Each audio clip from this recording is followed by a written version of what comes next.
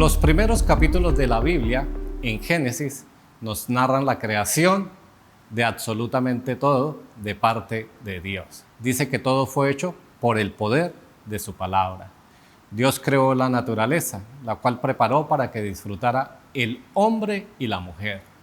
Y su clima, su punto máximo, entonces fue la creación de Adán y de Eva, para que pudieran disfrutar todo esto. Como conocemos todos, Adán y Eva pecaron. Tentados por el diablo, cedieron ante esta tentación y desobedecieron a Dios. Ante una santidad de Dios, Dios los aleja y los saca del huerto del Edén. Ellos salen del Edén y cumplen parte del mandato de Dios, procrear. Adán y Eva tienen hijos y esa naturaleza caída, esa naturaleza pecaminosa va a sus hijos. Es desgarrador y es muy triste que inmediatamente después de esto encontremos el primer asesinato.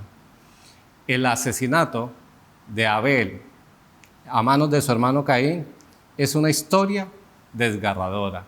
Pero allí podemos encontrar de primera mano las consecuencias de estar alejados de Dios.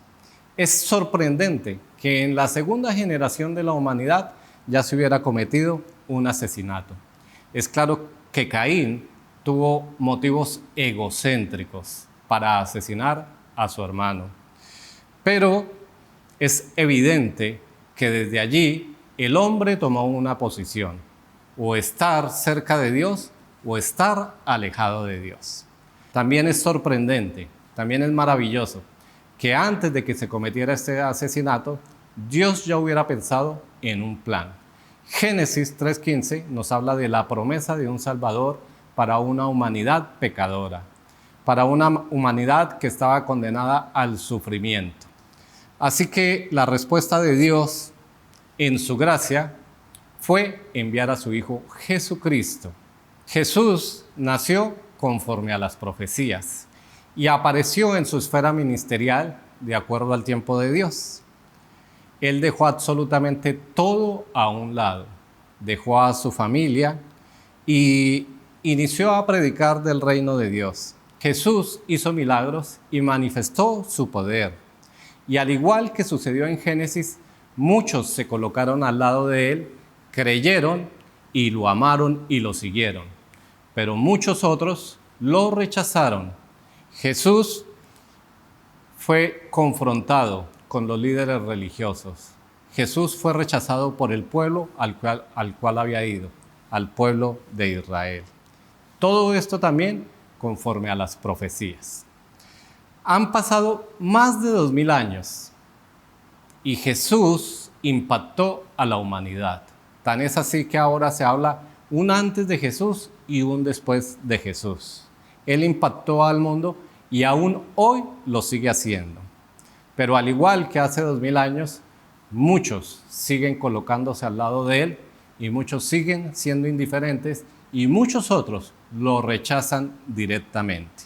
En medio de este mundo que manifiesta en general su perversidad, aparece la iglesia. La iglesia está conformada por todos nosotros, sus hijos, aquellos que le hemos recibido por fe y hemos aceptado la obra expiatoria que Él hizo en la cruz del Calvario. Sin embargo, en medio de todo esto, vale la pena volver a mirar hacia la Escritura. Y podemos hacernos un par de preguntas y pensar en las enseñanzas que dejó el Señor Jesús.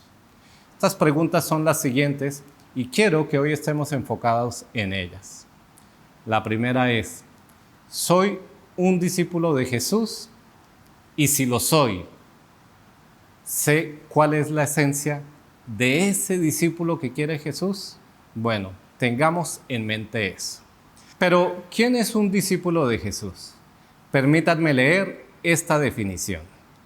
Un discípulo es todo aquel que ha sido salvo por gracia, por medio de la fe en Jesús y que manifiesta su necesidad de crecer espiritualmente de manera constante y compartiendo el Evangelio de salvación, reconociendo la Biblia como autoridad suprema que proviene de Dios, con el propósito de ser transformado a la imagen del Señor y Salvador de la humanidad. Quiero que vayamos al Evangelio según San Marcos, capítulo 8, versículos 31 al 34. Esta escritura nos narra una conversación muy interesante que tenía Jesús con sus discípulos. Lo leo de la siguiente manera. Y comenzó a enseñarles que le era necesario al Hijo del Hombre padecer mucho y ser desechado por los ancianos, por los principales sacerdotes y por los escribas, y ser muerto y resucitar después de 3 días. Esto les decía claramente. Entonces Pedro le tomó aparte y comenzó a reconvenirle.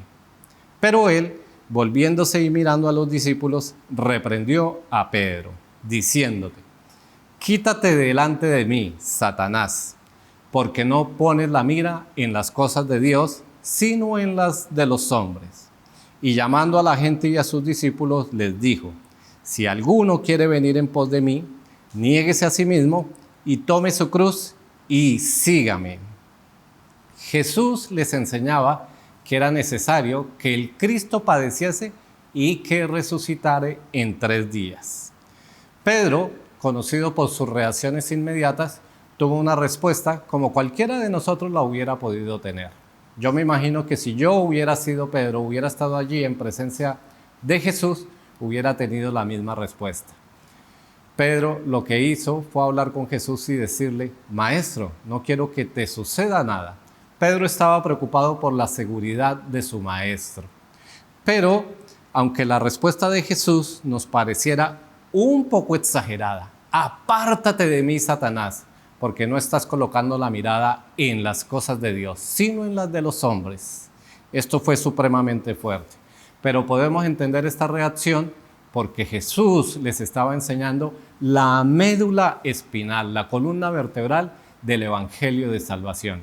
Para Jesús era supremamente importante que sus discípulos entendieran cuál era el Evangelio de Salvación. No en vano, Jesús de inmediato llama a todas las personas que estaban con él y les habla de los riesgos que ellos van a correr si deciden ser sus discípulos. Allí en el mismo Evangelio de Marcos, capítulo 8, leemos lo siguiente: si alguno quiere venir en pos de mí, niéguese a sí mismo, tome su cruz y sígame. Así que podemos por lo menos analizar un poquito estos 3 puntos de los cuales habló Jesús. Negarse a sí mismo. Esto implica definitivamente despojarnos de todo interés propio. Nosotros por naturaleza, primeramente, ante cualquier situación, nos preocupamos por nosotros mismos. Tenemos un corazón egocéntrico y por ende actitudes egocéntricas.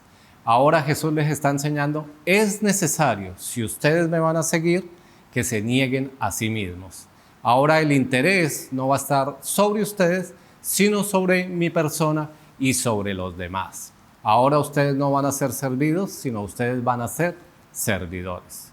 Luego Jesús dice: tome la cruz.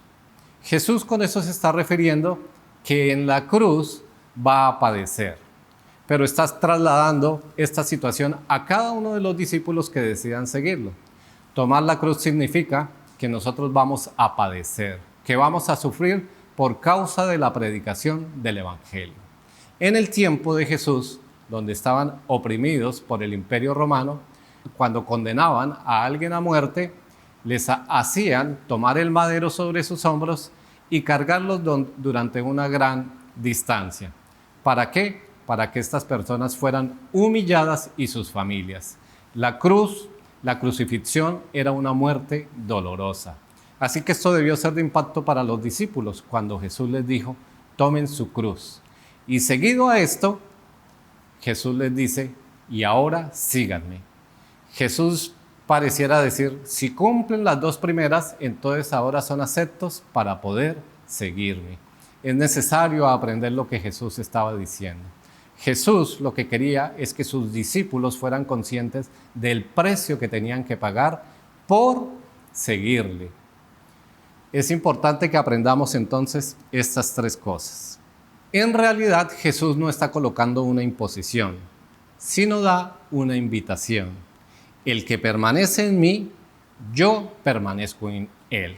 Esto lo podemos encontrar registrado en el Evangelio según San Juan, capítulo 15, versículo 4. Estas tres cosas debemos hacerlas permanentemente como discípulos de Jesús. En los otros evangelios tenemos unas perspectivas muy interesantes del ministerio de Jesús, pero quiero que veamos la perspectiva según el Evangelio según San Mateo. En el capítulo 1 se nos habla del derecho de Jesús a reinar, por ser descendiente, por pertenecer a la genealogía del rey David. En el capítulo 2 se nos muestra ese derecho a reinar, que fue confirmado por la visita de los reyes que conocemos nosotros, estos personajes, como magos. El capítulo 3 nos muestra también una afirmación de Jesús para poder reinar, pero esta vez en la boca y en la presencia de Juan el Bautista. El capítulo 4 es la certificación de Jesús como rey. Allí, en el ayuno de 40 días de Jesús, fue tentado por Satanás. Pero conocemos la historia que Jesús venció sobre Satanás y sobre el reino de las tinieblas. Esto solo podía hacerlo el que había sido declarado como rey, el Hijo de Dios. Seguidamente, en los capítulos 5, 6 y 7, Jesús habla con la autoridad del rey y habla sobre su reino y la manera que él desea que vivan esos súbditos del reino. Esto quiere decir que Jesús está hablando que él quiere enseñar cómo deben vivir sus discípulos. En el capítulo 5, 6 y 7, muy conocido como el Sermón del Monte, inicia hablando los primeros versos del capítulo 5 de las bienaventuranzas. Él quiere que los discípulos se manejen conforme a lo que él está hablando. Es importante que nosotros notemos que lo primero que habla Jesús en este Sermón del Monte, las bienaventuranzas, es a como él quiere que se formen sus discípulos. Y esto quiere decir que Jesús está interesado primeramente en el corazón de las personas. A raíz del pecado, el mundo está lleno de corrupción. Satanás ha llenado el mundo de ideologías falsas, de doctrinas, de enseñanzas falsas contrarias a Dios y a su palabra. Todas estas enseñanzas también han permeado a la iglesia de Dios. Nosotros no somos ajenos a eso. Satanás quiere borrar la identidad de la iglesia y quiere borrar la identidad de sus hijos. Por eso es importante que podamos estudiar este pasaje. Hoy por lo menos lo vamos a ver de manera rápida, pero la invitación para ustedes es que puedan estudiar estos 12 versículos con detenimiento. Mateo capítulo 5, versículos del 1 al 12. Como les decía, Satanás quiere corromper a los discípulos de Jesús, quiere borrar su identidad. ¿Y qué utiliza? Utiliza mensajeros que se disfrazan como ángeles de luz, dice la misma escritura. Satanás quiere vendernos verdades, quiere mostrarnos verdades, y la estrategia que utiliza es disfrazar las verdades que él tiene, que por supuesto son falsas, a través de verdades a medias. Muchas veces encontraremos gente hablando en el nombre de Jesús, hablando en el nombre de Dios, falsedades, pero involucran la verdad con la mentira para que finalmente las personas incrédulas, las personas que no tienen cuidado de lo que están escuchando, crean estas mentiras.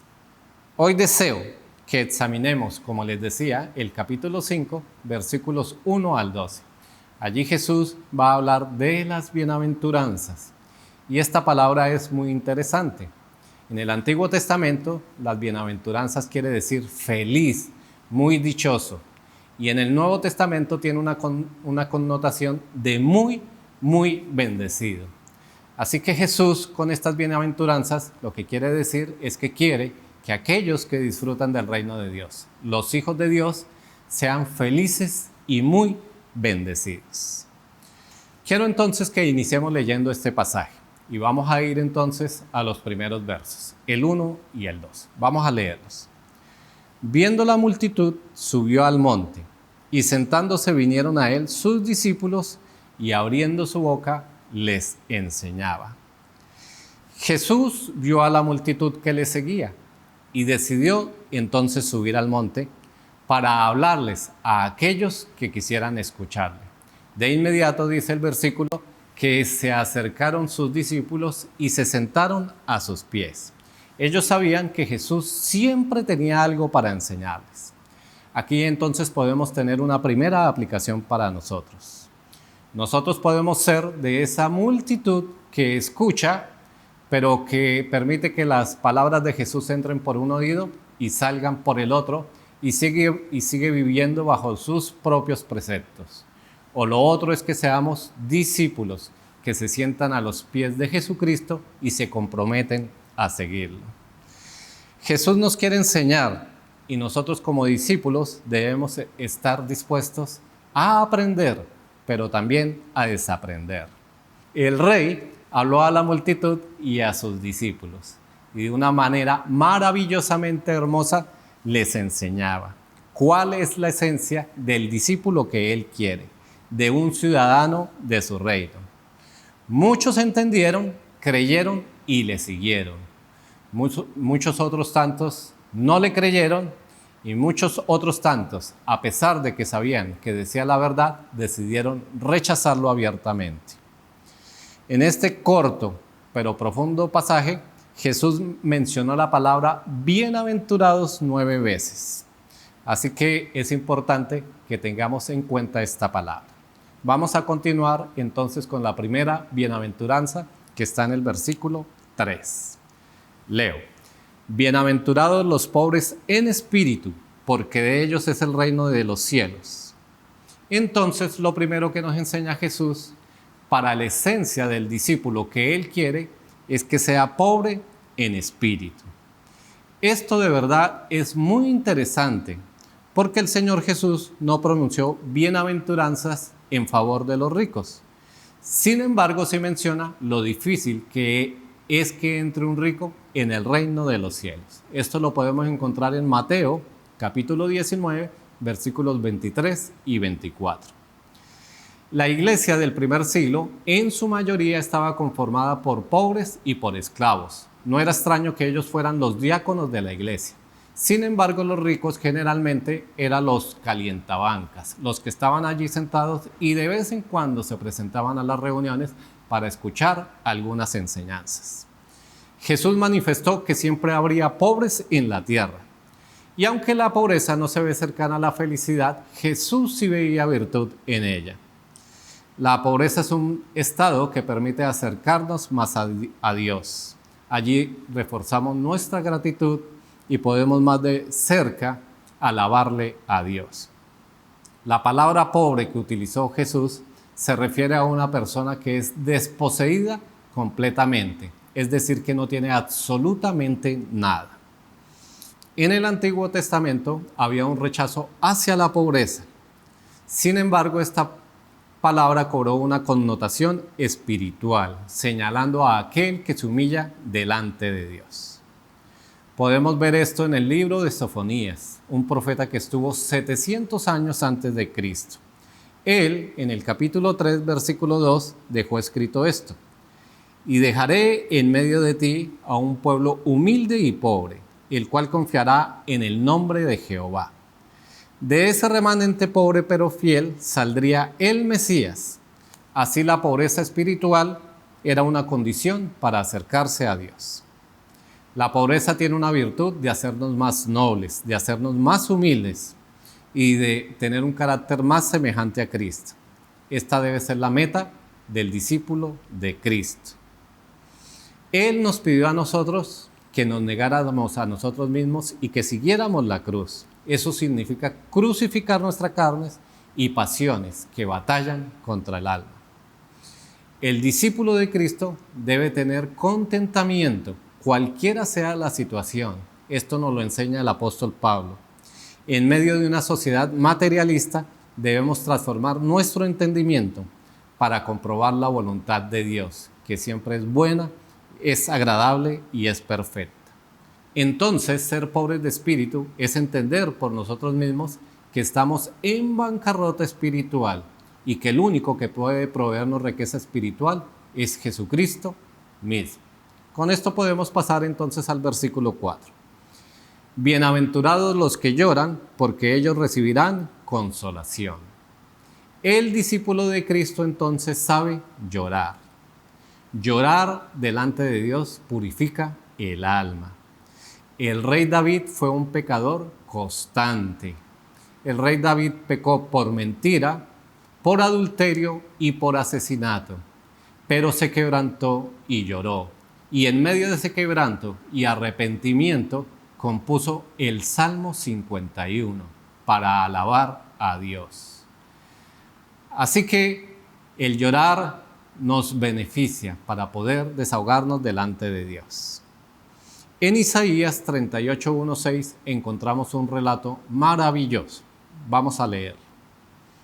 En aquellos días Ezequías enfermó de muerte, y vino a él el profeta Isaías, hijo de Amós, y le dijo: Jehová dice así: ordena tu casa, porque morirás y no vivirás. Entonces volvió Ezequías su rostro a la pared, e hizo oración a Jehová y dijo: oh Jehová, te ruego que te acuerdes ahora que he andado delante de ti en verdad y con íntegro corazón, y que he hecho lo que ha sido agradable delante de tus ojos. Y lloró Ezequías con gran lloro.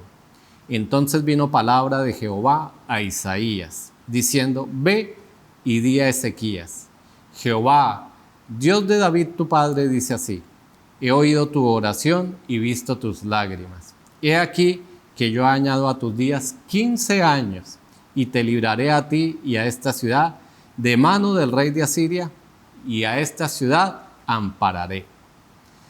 El rey Ezequías, en medio de su tristeza, oró a Dios y derramó sus lágrimas. Y la respuesta maravillosa de Dios fue que le regaló 15 años más de vida. Ahora bien, es importante que entendamos que si nosotros lloramos sin arrepentimiento, lo único que estamos haciendo es mojar nuestras mejillas. Dios no exige lágrimas a sus hijos, pero llorar nos ayuda a descansar espiritualmente. La promesa de Jesús para los que lloran es que serán consolados. En cierta manera, las lágrimas que más valora Jesús son las lágrimas que tenemos por los perdidos. Permítanme contarles una historia verdadera.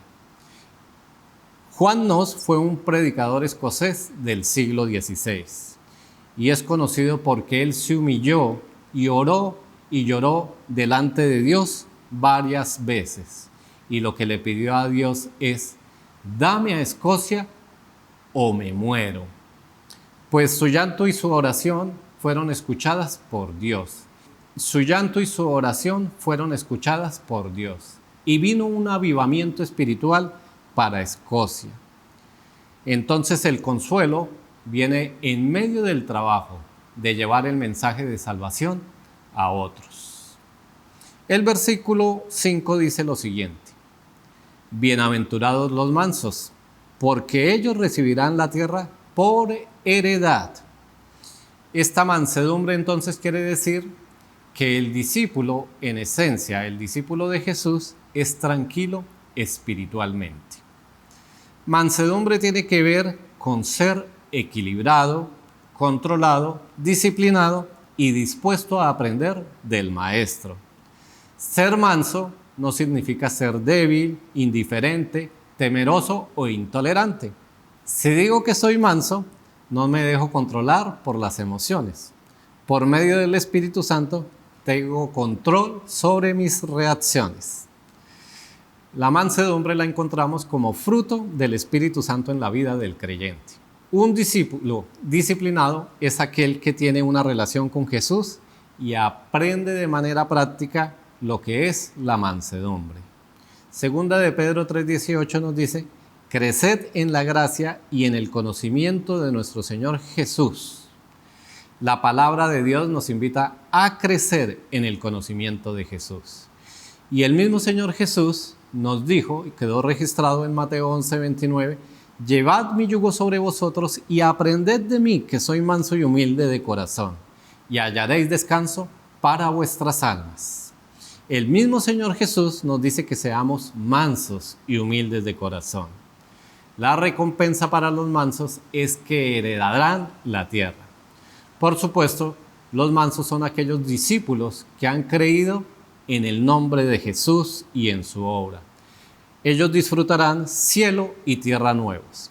Ellos serán recompensados disfrutando el reino a plenitud. Sin embargo, más que un lugar de recompensa, se refiere a las bendiciones que ellos disfrutarán en Cristo. Primera de Corintios 3, 22 y 23 nos enseña que todo es de nosotros en Cristo. Nos habla que de nosotros es la vida, la muerte y el futuro.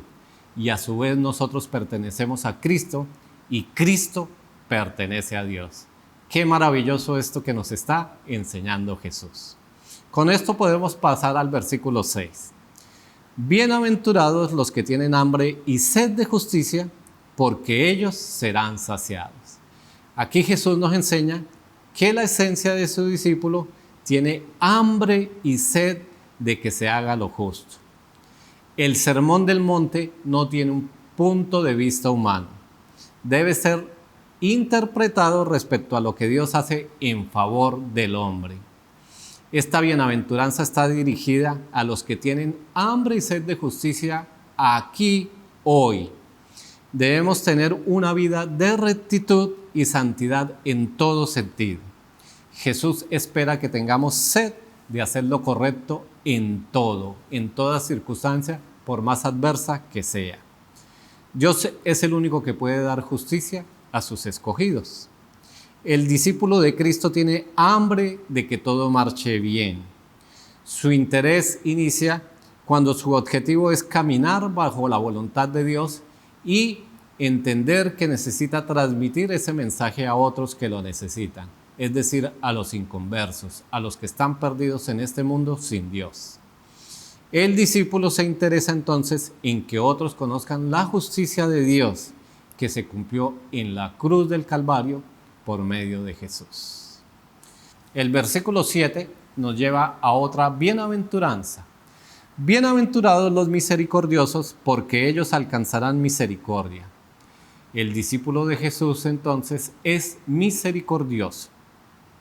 La palabra misericordia en la Biblia es sinónimo de benevolencia, de benignidad, de bondad, de compasión y de gracia.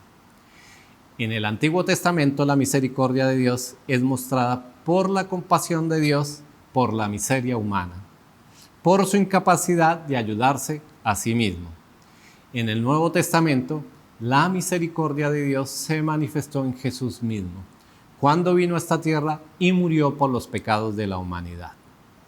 En Marcos 10 encontramos la narración de un hombre llamado Bartimeo. Bartimeo era ciego y cuando escuchó que Jesús pasaba cerca a él, gritó lo siguiente: Jesús, hijo de David, ten misericordia de mí. Cuando Jesús lo escuchó, efectivamente tuvo misericordia de él y fue sanado de su ceguera.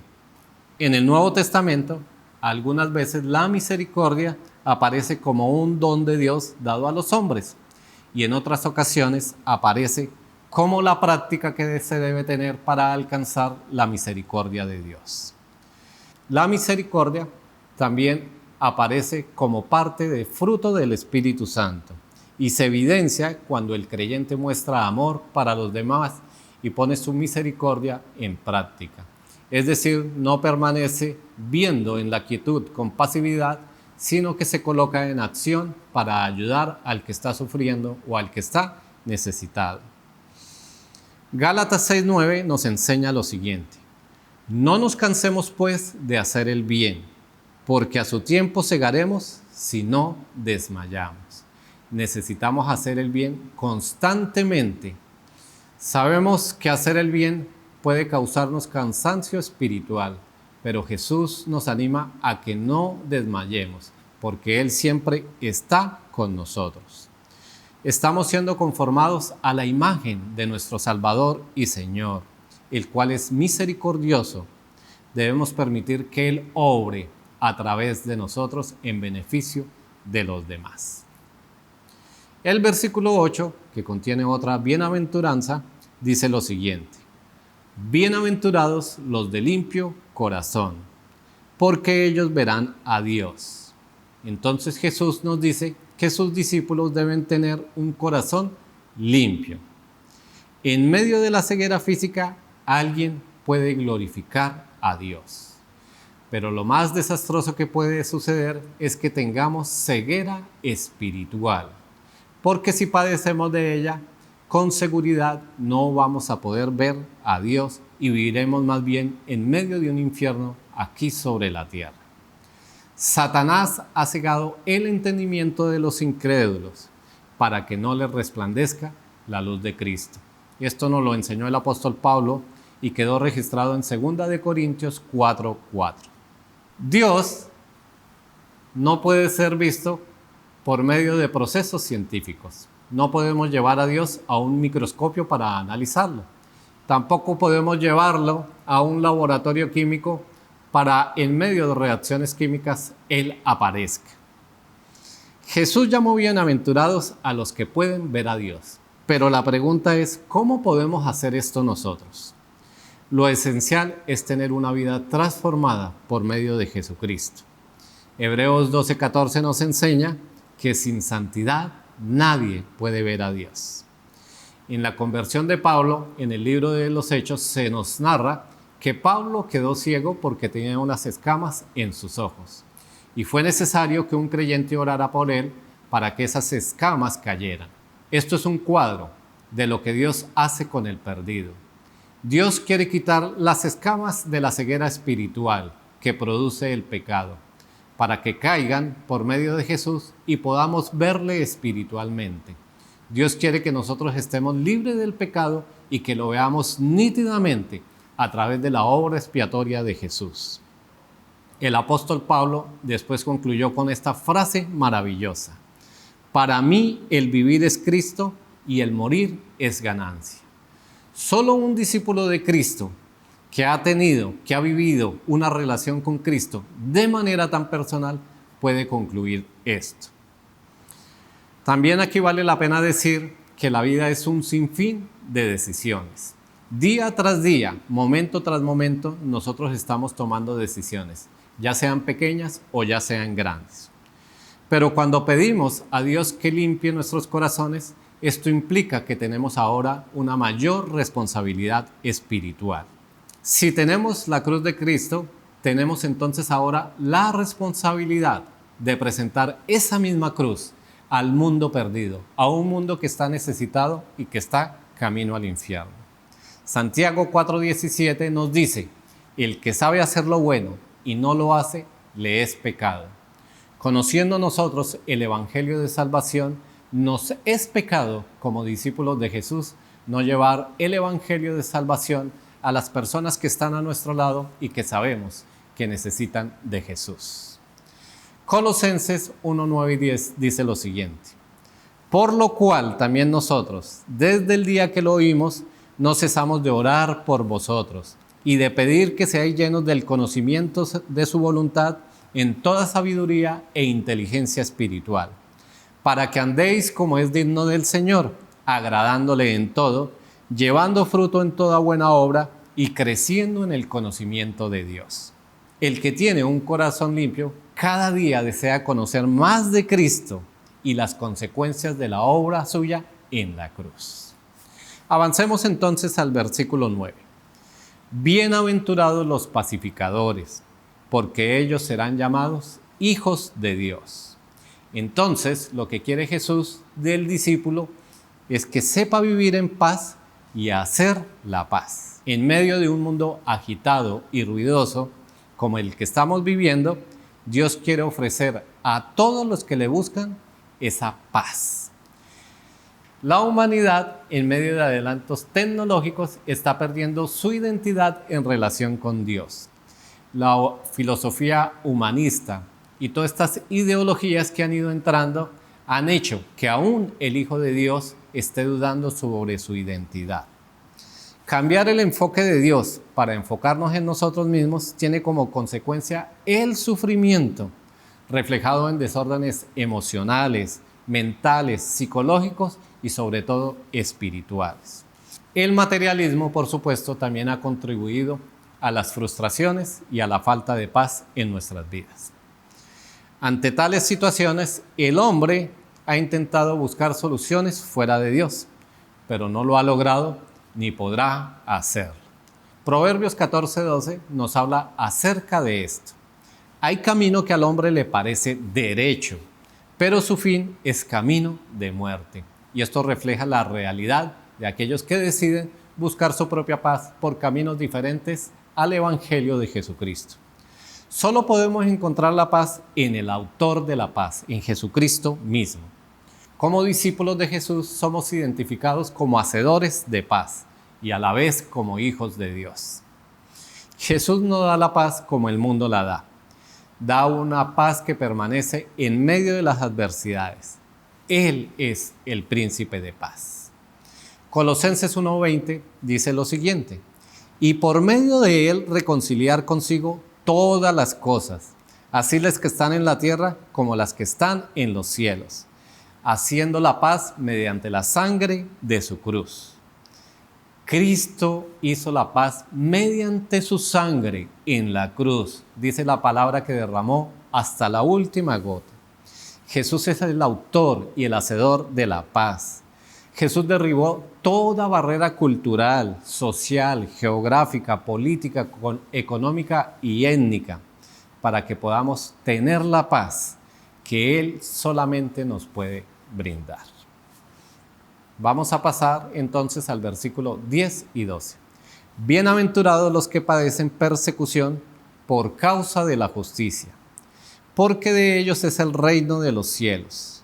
Bienaventurados sois cuando por mi causa os vituperen y os persigan, y digan toda clase de mal contra vosotros, mintiendo. Gozaos y alegraos, porque vuestro galardón es grande en los cielos, porque así persiguieron a los profetas que fueron antes de vosotros.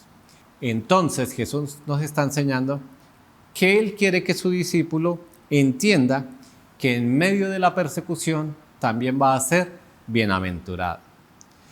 La persecución a los justos ha estado permanente durante toda la existencia de la humanidad. Como vimos al principio, Caín asesinó a Abel. La historia de Israel también está llena de persecuciones. Saúl persiguió a David solo motivado por la envidia y los celos. Pero la persecución más grande que encontramos hacia los injustos la padeció el mismo Señor Jesucristo. Él sufrió el rechazo de sus propios familiares, de sus propios líderes religiosos y aún de su propio pueblo. Cristo, como profeta, trató de cubrir con su gracia y misericordia al pueblo de Israel, pero ellos no quisieron y lo rechazaron.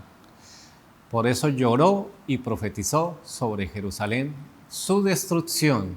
Y fue así como 70 años después de Cristo, Jerusalén fue totalmente destruida. La bienaventuranza es para aquellos que sufren persecución y son vituperados por causa de la justicia. Jesús aquí nos está refiriendo a aquellos que son perseguidos por lo que ellos hacen.